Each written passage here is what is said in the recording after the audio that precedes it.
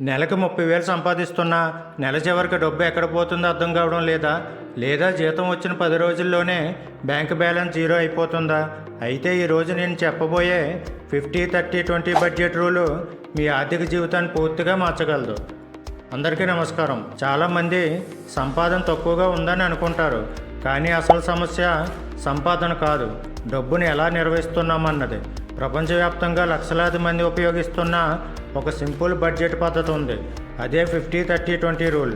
ఈ వీడియోలో 50-30-20 రూల్ అంటే ఏమిటి, ఎలా అమలు చేయాలి, 30,000 జీతం ఉదాహరణతో వివరిస్తాను. అసలు బడ్జెట్ అంటే ఏమిటి? బడ్జెట్ అంటే మన డబ్బుకు మనమే ఒక ప్లాన్ ఇవ్వడం. చాలామంది ముందుగా ఖర్చు చేసి మిగిలితే సేవ్ చేస్తారు, కానీ బడ్జెట్ ఉన్నవారు ముందుగా ప్లాన్ చేసి ఖర్చు చేస్తారు. దీంతో అవసరం లేని ఖర్చులు తగ్గి సేవింగ్స్ పెరుగుతాయి. 50-30-20 రూల్ అంటే ఏమిటి? ఈ రూల్ ప్రకారం మీ నెలవారీ ఆదాయాన్ని 3 భాగాలుగా విభజించాలి. 50% needs, 30% wants, 20% savings and investments. అంటే ప్రతి 100 రూపాయల్లో 50 రూపాయలు అవసరాలకు, 30 రూపాయలు కోరికలకు, 20 రూపాయలు సేవింగ్స్ లేదా ఇన్వెస్ట్మెంట్స్కు. 50% నీడ్స్ అంటే తప్పనిసరిగా చేయాల్సిన ఖర్చులు. ఉదాహరణకు ఇంటి అద్దె, కిరాణా సరుకులు, కరెంట్ బిల్లు, మొబైల్ బిల్లు, ప్రయాణ ఖర్చులు, మెడికల్ ఖర్చులు. ఇవి లేకుండా జీవించడం కష్టం. అందుకే మీ జీతంలో 50% కంటే ఎక్కువ ఈ విభాగానికి వెళ్ళకూడదు. ఇప్పుడు వాంట్స్ గురించి చూద్దాం. ఇది మనకు అవసరం కాదు, కానీ ఆనందం కోసం చేసే ఖర్చులు.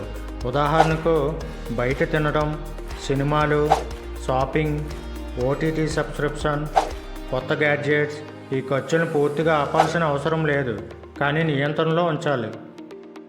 20% సేవింగ్స్. ఇదే చాలా ముఖ్యమైన భాగం. 20% అంటే savings, SIP, RD, mutual funds, emergency fund, ఇవన్నీ ఇందులోకి వస్తాయి. చాలామంది మిగిలితే సేవ్ చేస్తారు, కానీ ధనవంతులు ముందుగా సేవ్ చేసి తర్వాత ఖర్చు చేస్తారు. అందుకే జీతం వచ్చిన వెంటనే 20% వేరే అకౌంట్లో పెట్టడం మంచిది. ఇప్పుడు 30,000 జీతం ఉన్న వ్యక్తిని ఉదాహరణ చూద్దాం. 50% నీడ్స్ అంటే 15,000, 30% వాంట్స్ అంటే 9,000, 20% సేవింగ్స్ అంటే 6,000. అంటే ప్రతి నెల 6,000 సేవ్ చేస్తే ఒక సంవత్సరంలో 72,000 సేవ్ అవుతుంది. దీనిని ఎస్ఐపిలో పెడితే ఇంకా ఎక్కువ సంపద నిర్మించవచ్చు. 50-30-20 రూల్ వల్ల డబ్బు ఎక్కడ ఖర్చు అవుతుందో తెలుస్తుంది.